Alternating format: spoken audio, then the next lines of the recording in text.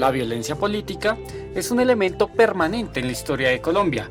Podríamos decir que es un legado de la violencia e intransigencia con la que los españoles transformaron nuestro territorio. Es por ello que llegando la vida republicana nos encontramos una y otra vez con escenarios de violencia y de guerra como única forma de solucionar los conflictos.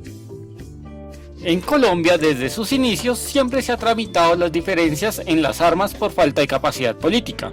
Es por ello que centralistas y federalistas pasarán el siglo XIX tratando de imponer sus modelos de país, concluyendo con la Guerra de los 1000 días. Mientras que iniciando el siglo XX, este conflicto se transformará en la violencia partidista, la cual escalará a niveles inimaginables después del Bogotazo.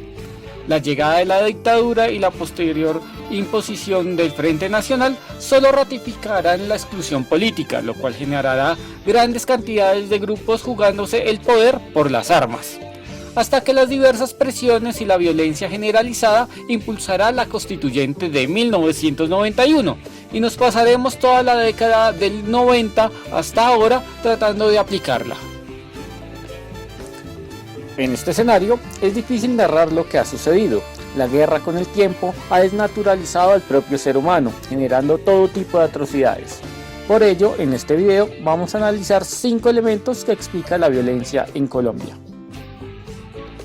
Siguiendo la explicación más aceptada y sencilla de lo que es el Estado, podemos entenderlo, como lo dijo Max Weber, como aquella comunidad humana que dentro de determinado territorio reclama para sí el monopolio de la violencia física legítima.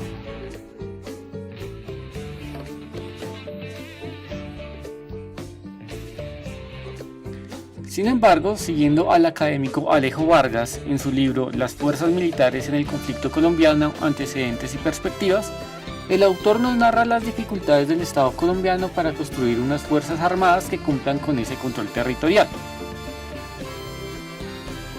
Según el autor, esto se debe a que el Estado colombiano, al estar fracturado por intereses regionales de élites terratenientes, no pudo tener un buen esquema de recolección de impuestos, ya que en Colombia la tributación hasta el día de hoy se ha enfocado a que se haga a través de las capas medias y bajas de la sociedad. Por esta razón, siempre hubo poco presupuesto para las Fuerzas Armadas. En cambio, durante los momentos de mayor auge guerrillero, resalta Mariam Emma Wills, las élites regionales financiaron o se aliaron con narcotraficantes para la formación de ejércitos privados para defenderse por su cuenta. Estos serán conocidos con el tiempo como paramilitarismo.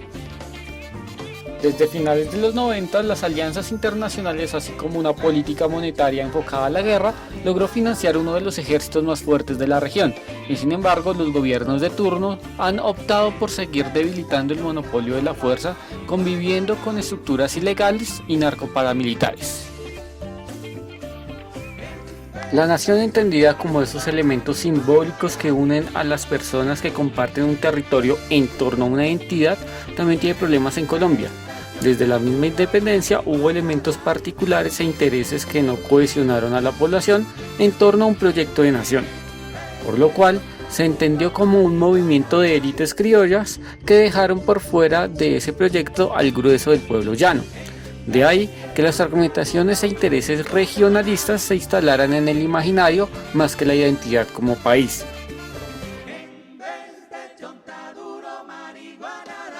Y es que las diferencias han pesado más que lo que nos une, y al no haber un proyecto de nación, se ha establecido, según Eduardo Pizarro, un sistema multiclasista de tipo clientelar, en donde se agudizan los conflictos de clase, de raza, de género y culturales.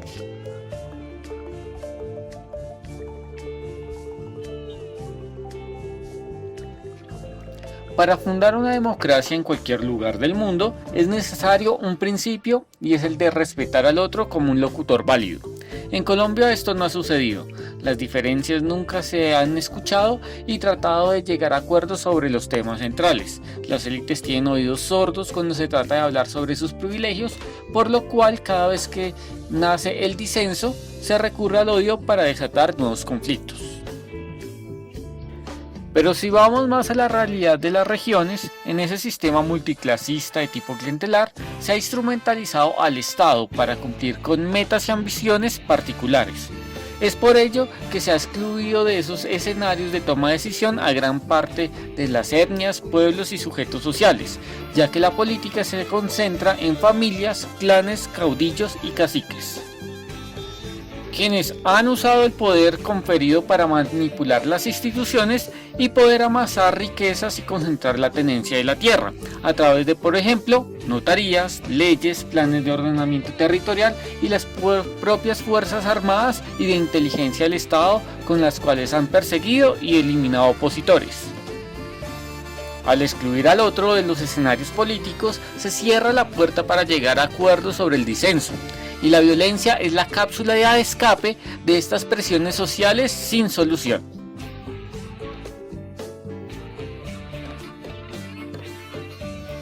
La corrupción política. Toda sociedad humana tiende al cambio, y en Colombia hasta 2022 una misma clase dirigente estuvo en el poder, lo cual supone más de 200 años de hegemonía. Esto no es fortuito.